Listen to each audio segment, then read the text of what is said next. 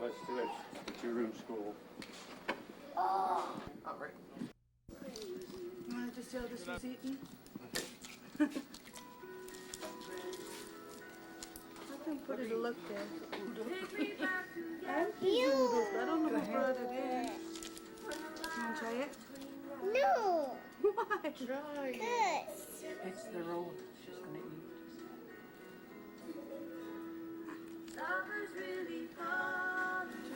No. Tell me what we're looking at there. The inside of a sea urchin. And all you eat is the eggs, the roe of the urchin.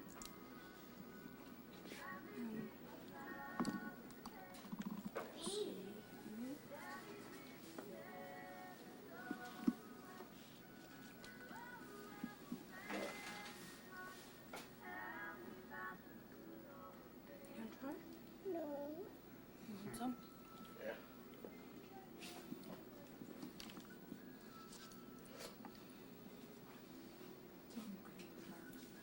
So, tell me what it tastes like.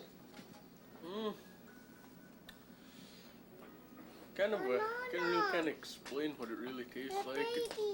What do you It's think? nothing compared to what you taste anywhere in American food. It's people always ask what it tastes like before they try it, and you can't really explain it unless you try it. It has its own taste. It's salty and Mom. sweet at the same time, creamy and Maybe a little bit nutty taste. Maybe. compare. Yeah, if you had anything to compare it to, it would be. Usually when we get them by the buckets, each one of them have like their own particular taste. Some of them taste different. Yeah, they Some have- taste like food. Some are saltier than others. You can tell. Some of them Some are get sweet. different textures. Some are firm. Some are mushy. We usually get them before the full moon because they get empty after the On the full full moon. moon, they release their eggs. There's some. Oh no. Mom. Hmm? There's some. And the Oh black no. stuff too, they eat. Yeah, you can't eat the black stuff. Some people eat the entire inside. And all they live off of is seaweed, so it's all edible, but we just prefer the eggs. This. Give it to Amanda. And, just so I get on tape, you used to say your name out loud. Janetta Phillips. Tell them who you're the granddaughter of. Tell them who you're the granddaughter of. Roy. You're the Are granddaughter you? of Stella and Minnie Egg. Stella and Minnie Egg. Now are my grandparents. Mommy. You do this one. You do this one.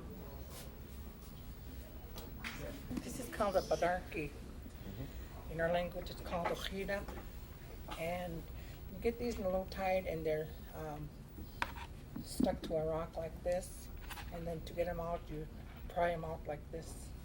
And you can eat them just off the rock, but they're kind of hard, so you have to kind of fight it a little bit.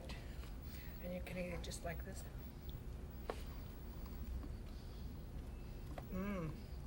And then you take the middle part like this. Just kind of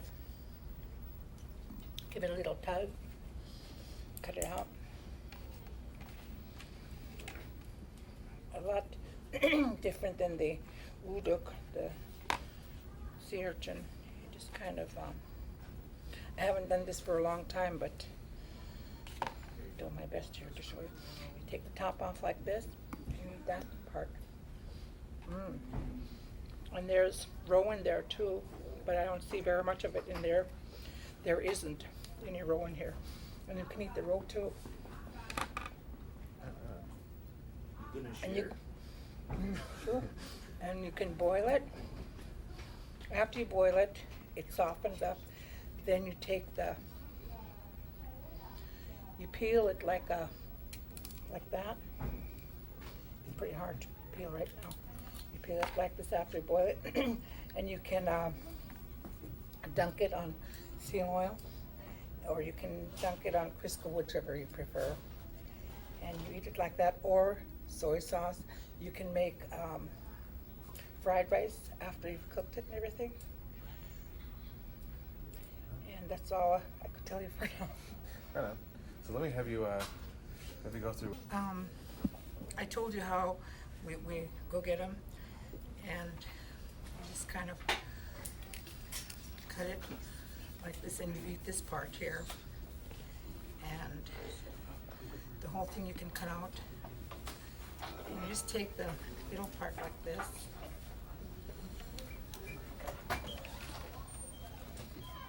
Of course, I like the middle part because it's softer to eat, but this tastes better, I think. I'm a little rusty on taking this out. It's been a while since I've done it. But this is it. Mmm. The best. Wow. So Since my memory came, I was pretty little. Maybe about 6 years old, maybe, when we could go out with our grandparents and our parents.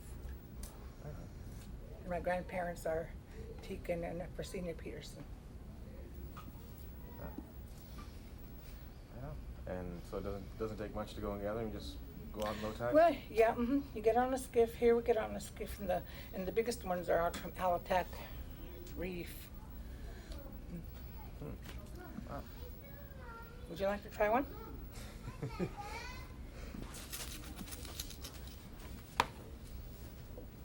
you want the tongue? I know, I think you The tongue?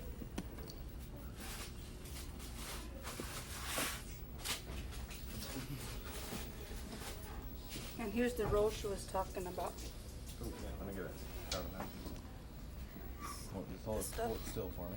Scoop it out. Takes me a second to get focused on the really small stuff. And then you just scoop it out.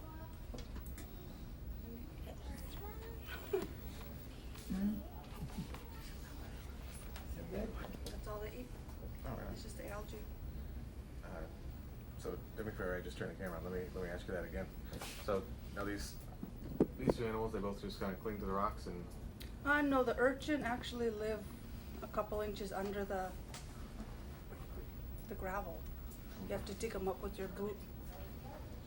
And they eat just seaweed. At the high tide, they come out and they eat the seaweed. They move around a little faster than the chitin do, but the chitin, yeah, they just stick to the rock, and it's compared to like an algae eater you have in your fish tank. They just clean up the beach, I guess. Takes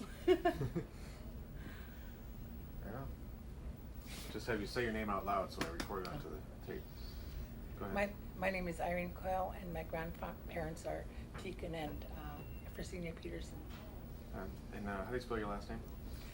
My last name is Coyle. Okay.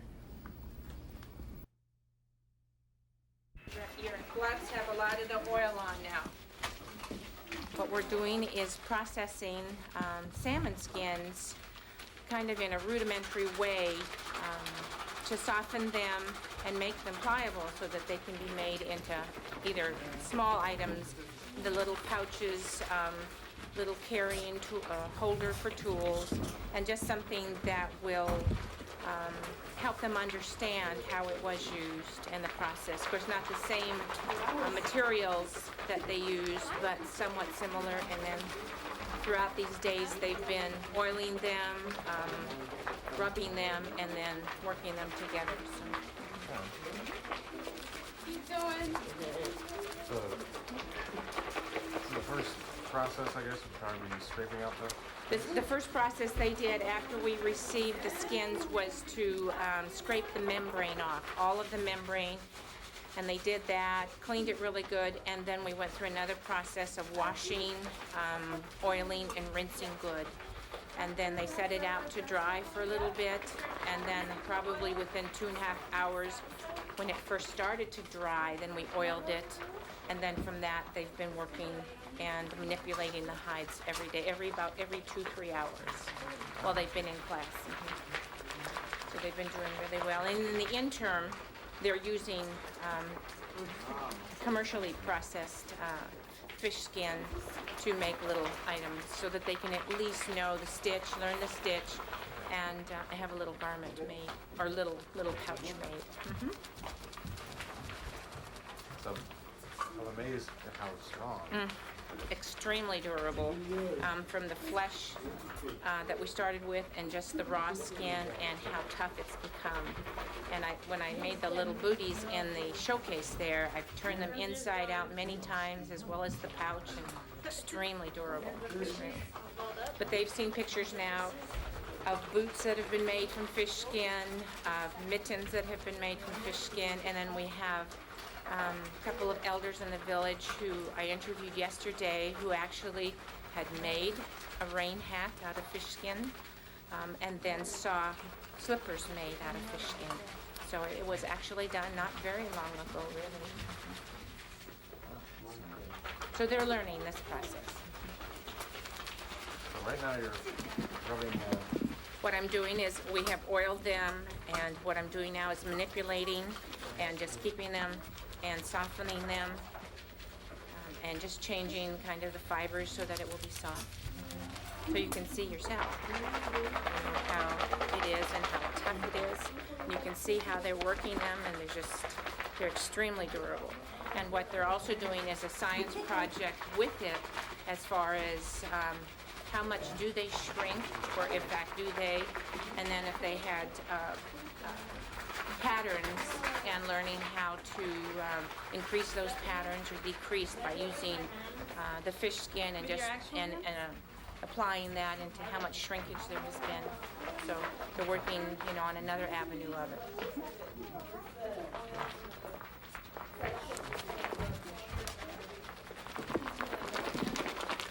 Name Oh, loud so I get it recorded. Susan Malutin. And I'm from Kodiak. Yes, it does, right. And then it retains the oil, and then you keep using the oil over and over again. And plus your hands will get very raw. I know.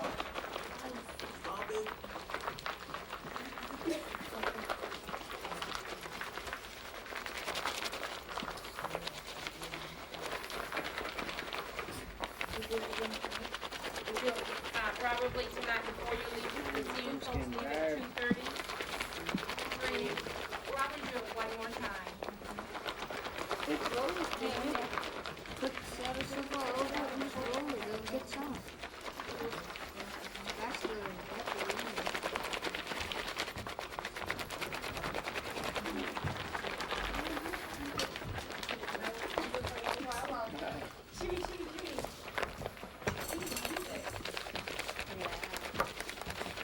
You're good.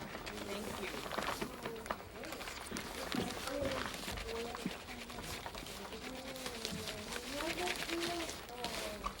Don't smile, Richard, the camera's right on you.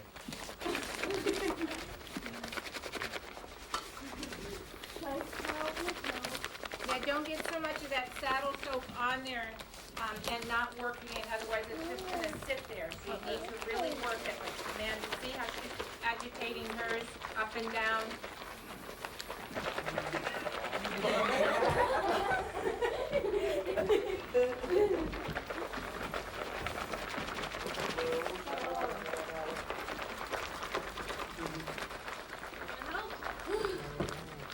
What we do, we have yours here. What have we have yours? yeah.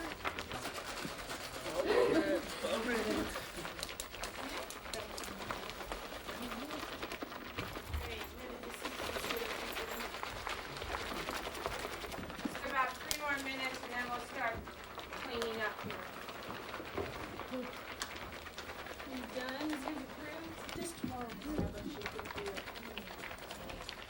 But this is pretty good. This part of here needs to really be worked.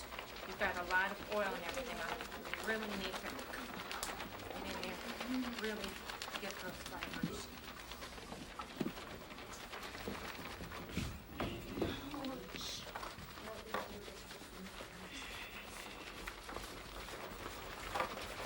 And then when you do it, put it together and just really, Just think you wouldn't be able to go hunting without this. yes, it's good.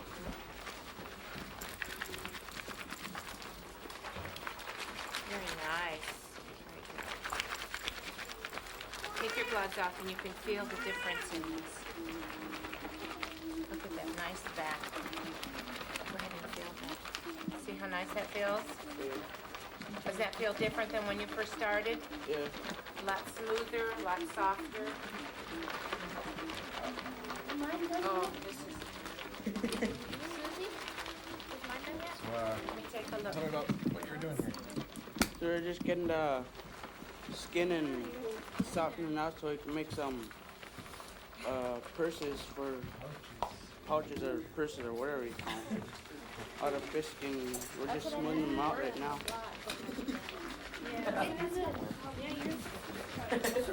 What are some of the steps that you've gone through already with that skin? We went through, first step was And keep your gloves when we got all the meat off and stuff, and then after we put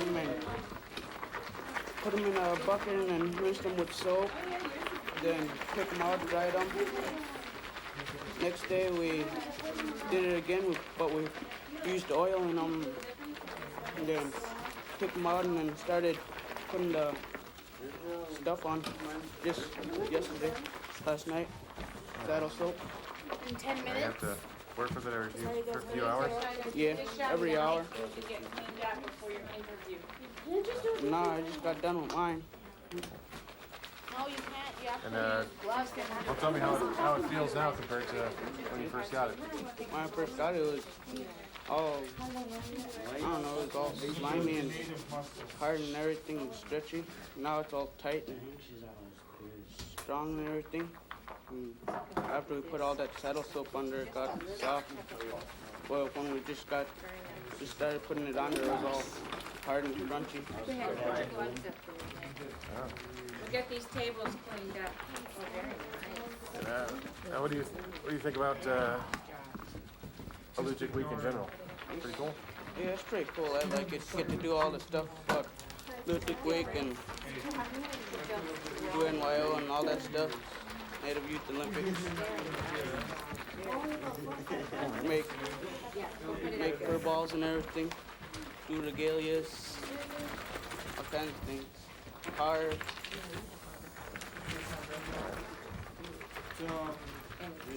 And now you live out here? Yeah, I've been living here all my life. A couple times I moved up to Anchorage with my mom and my dad. My dad and mom got divorced. I don't know how old I was. And,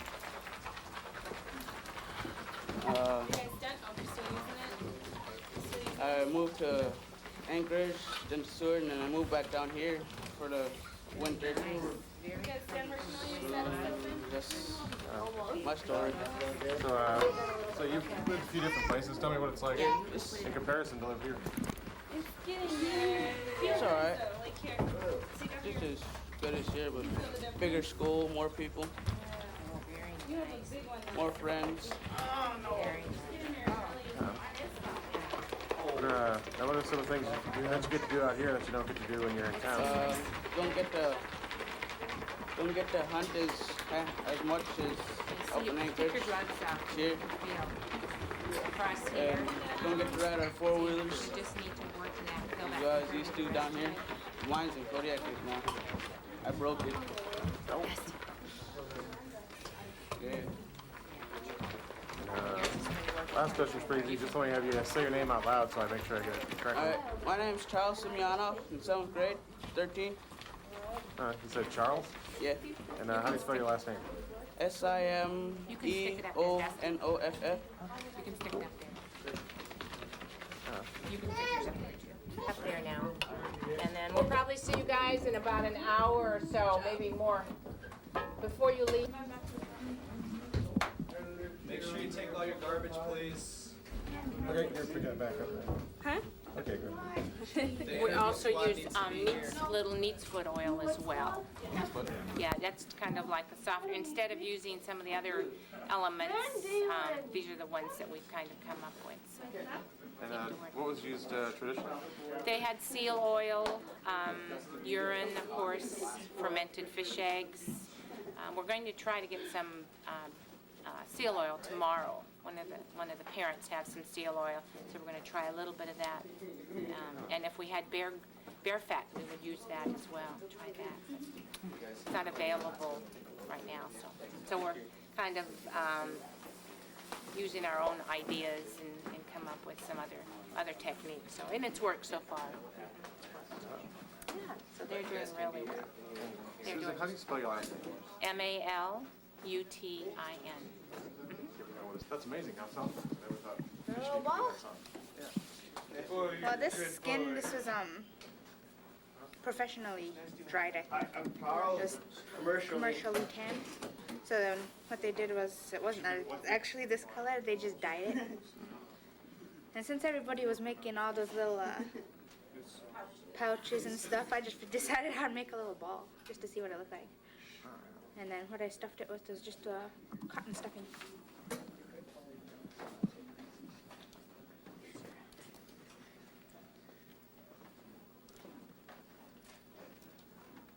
So that they could see other things that were made out of the commercial skin to give them an idea of, things that they could make with their fish skin. And hopefully we'll have time that they can use what they've processed and make a pouch or a knife sheath or some of their own creations, their own ideas. It's actually like really, really small. Have a Yeah, maybe seat. you could just pick a couple of those up so I get some close-ups. It's hard to see how big they are. But I'm very amazed how soft the skin gets. Yes.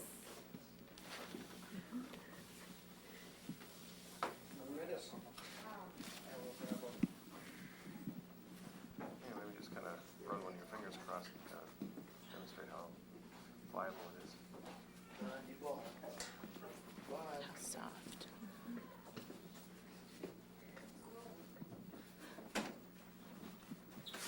Okay. Very good. And of course, feel free to talk as much or as little about any of the questions. Why don't I start where I came from first? That's how far back you want me to go to my great-grandpa? That way they'll know how far back my ancestors go. Absolutely. And go from there. Okay, let me see here. Is that a Russian name? Some people say it was, but I don't know. You read both.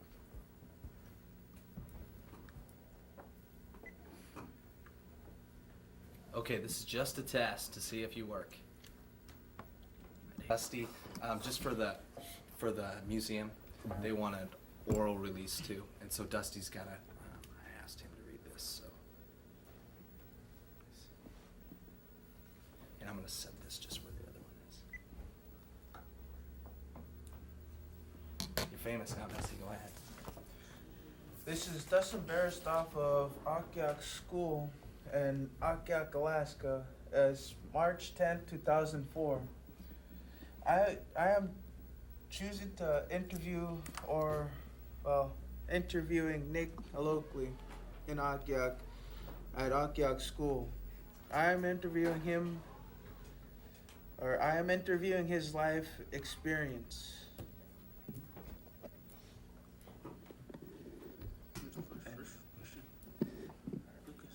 Okay, describe where you were born and raised. I was born in Alutiiq, Cannery,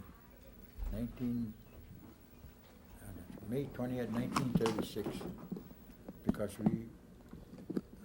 from Akhiok, we had every spring, in May month, we used to have to go down to Alutiiq, take all our bedding, our utensils, dishes, everything we use for, like we use home.